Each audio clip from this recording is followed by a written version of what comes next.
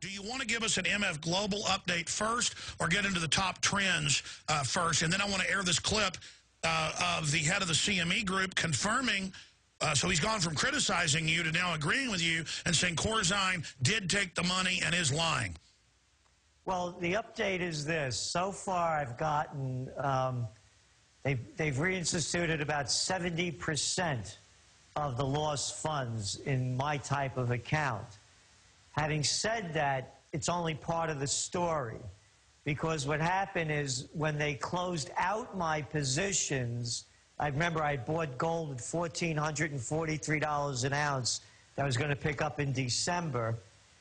When they took all the money out, they closed the positions down the day they went bankrupt. And they, remember I showed you the corrected statement? It was now $1,765 an ounce, not $1,443. So when they went bankrupt and they closed, and my positions closed out in December, I had to sell them. And I didn't buy them, according to them, at $1,443. I bought them at $1,765. So I had to eat those losses. So now I have that problem on my hand. Now, here's the best part of the deal. You know, I want whatever money I have, I want to get it back, right? So I call up the broker. Remember, the way they got the name broker is that you're broker than when you started. That's how they made the name up. So now I call them up. I said, listen, wire transfer whatever money I have in there, get it into my bank. Check it out. We can't do that. We're going to send you a check. I said, what do you mean you can't wire transfer me? I said, you guys never quit. You're really quick to take the money when I wire transfer it in, but you won't get it out. So, they won't wire transfer the money. I haven't received it yet, and now you know that story. Now it takes time for the check to clear and on and on. Now, in saying this, it's very important because, as you well know, I went public with this to warn people that what you think you have in your account really isn't yours, because they have all of these loopholes in place where your money is only as safe as the last loophole that they put in. And I don't care who it's with. It makes no difference. By the way, I tried to go to a local bank and follow my own advice and get out some cash, and it wasn't even, quote, above the amount where they file a FinCEN deal. You know, and they acted like my wife was a crook, freaked out, and then started calling me saying, we need to know your wife's occupation. It's got to go in the Federal Financial Crimes Enforcement file. And I'm like, for less than $10,000? But even if it was $10,000, I mean, what on earth? I mean, this country is a giant prison, Gerald. Everywhere, you're treated like trash. And then all these little people, they get off on enforcing it on others. It's sick. It's like a nation of maggots. You know, you really hit on it. You know, as I've been saying, you know, your money isn't yours unless you have it. End of story. Last Wednesday, I called up HSBC, and I told them that I was coming in Thursday morning at 9:30 in the morning to make a withdrawal. I gave them the amount. They said they only could give it to me in hundreds and fifties. If I wanted to wait until Monday, I could get it in hundreds. I said, no, it's fine. I'll take it in 150s. I couldn't make it at 9:30. I had my assistant call them up. Mr. Celente will be in at 2:30. I go there with the check, hand it to the person I was talking to on the phone. It was like I never called. Now they tell me I have to go over. I have this video on our site. I have to go over and talk to the bank manager. So I go over there. I sit down. She looks at me, and you talked about it, these power-hungry little people. She said to me, this is a sizable amount of money. What are you going to use it for? So I said, how about none of your business? She said, that's not very friendly. I said, how about none of your effing business? How dare you ask me what I'm going to do with my money? She said, well, you have to comply. I said, you didn't ask me how I got the money in there, and now you're asking me what I'm going to do with it? They're saying you're a criminal. They imply you're a criminal. Exactly. This went on for 40 minutes. I'm talking to people all over the HSBC chain.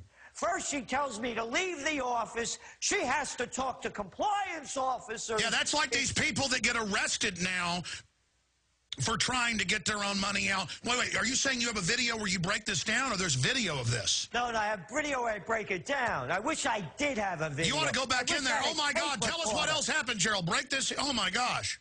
And I'll tell you her name. Her name was Penny Demo. Try demolition. And I told her, I said, you know, I'm going to make you famous. I'm going to tell everybody what a jerk you are, and how dare you ask me what I do with my money, and now you're telling me you have to make a call to somebody, and I can't be in the room as you talk about my money.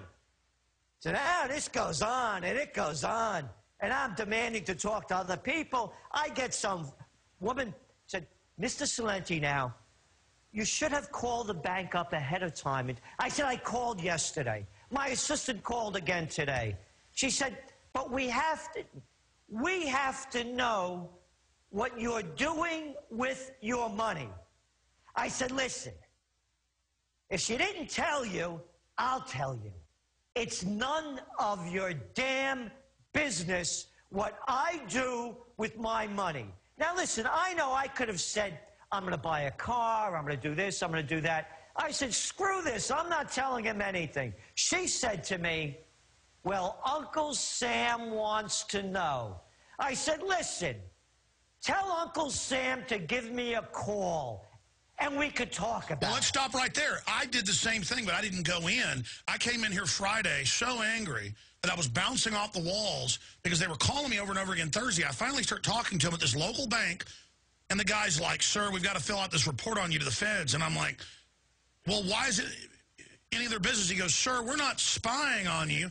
And I said, what do you mean you're not spying? You got to fill a report out to me on the feds. He goes, well, new rules are coming in and blah, blah, blah. I said, I thought it was above this amount. This is below that amount. We're sorry, sir. Don't be paranoid. We know about your radio show. Oh, so I'm the paranoid one that in America, this isn't even that much money. I mean, I might be able to buy a golf cart with it, maybe. I mean, not even a car. That in America, I can't even get some cash out without being treated like trash. And that's what this whole system is about with Patriot Act compliance, is turning everybody into little agents, having them all spy. So then I start yelling at them. This is in the morning at home. My wife runs in, what's wrong? I say, you talk to him. She calls him back. She starts yelling because they start telling her she's paranoid. Then I call them back. Then they're acting all weird. Then they wouldn't come to the phone. I said, I'm coming down there if you don't get on the phone. So then, the guy that was at lunch at 10:30 in the morning, he's now there and comes and gets on the phone. But again, you're absolutely right, Gerald. I've got you here as a guest. I'm ranting. Let's continue. So did you ever even get your money? Yeah, I got my money. But what I'm telling you, and this is why I kept going public with what's going on, they don't have the money. Yeah, they have the money, but they need your money so they can keep gambling. Doesn't anybody get it? That's why the CME group, although that big mouth Clarence Terry is saying that, or Terrence Duffy is saying that they have $100 billion. They couldn't come up with $1.2 billion to cover the bad bets. That's like all of Las Vegas closing down because one casino can't cover the bets. They don't have the money. This whole thing is financially leveraged beyond what Ponzi could have ever imagined. Yes. So what they're doing is they're trying to make it as impossible as it can be for you to get your hands on your money because they need it to gamble. So what I'm telling everybody is if you don't have your money in your pocket, you don't own it. Period, paragraph. And as I said, the first trend, and I broke it on your station before anybody else, I told you, Watch out for economic martial law. It's coming. Well, that is trend number one, and I thought we only had you for 30. You've been gracious enough. Jaron told me in my ear you've said you're staying a little bit into the next hour, so that's good news, and I want to go over these. But in closing to the guy, I said, I'm not going to tell you what my wife does here at my company. I said, this is a private checking account. This is after-tax money. This is how we pay for, our gas, our food, everything. This is how we pay for babysitters. I said, you understand this is a private checking account. And he said, I still need to know this. I need to know that. And, we have to tell the feds what you're doing with the money. And I said to the guy, I said to him, you tell them then I'm not a criminal like them, caught laundering trillions of dollars of drug money in the last decade. I'm not like Wells Fargo, caught laundering $376 billion, source Bloomberg AP. I said, I'm not like the big banks that run this country and have stolen trillions of dollars. I said, you realize I'm in a little local bank because the big mega banks are the ones that run the country and run the Ponzi scheme. And the guy finally said, yes, I understand. I apologize for, implying that we're not spying on you. And I said, what you're saying is the feds are telling you to spy. And he goes, yes. And I said, that's fine. But now I've got to have some money in there to, pay for some things with checks. I've got to have a business account to pay my employees. But, you're right, Gerald. I guess I built a giant vault in here or something with armed guards and pay people myself, like the Old West or something. You just cannot trust these people, and they treat you like a piece of garbage. And again, they don't ask you where you got the money when you put it into the account. But, boy, they don't... That's what my wife said. This is my money, and they won't give it to me. Oh, by the way, I wrote about this before when I used to deal with Key Bank. It was the same bunch of crap. And I brought one of my colleagues with me when it started getting really ugly so I would have proof. They don't have the money. They don't want to give it to you. And I'm warning everybody, do what you want to do. I could care less. All I'm saying is they're going to screw you. And these are, and you keep using the word global, on and on. Let's make it really clear during this Christmas time. The only time that Jesus Christ, the Prince of Peace, became violent is when he picked up a whip to drive the money changers out of the temple. If Jesus Christ becomes violent, I can become angry when the money changers are giving it to me. I agree. And the money changers now are in charge of every temple in Athens, in Rome, in Washington.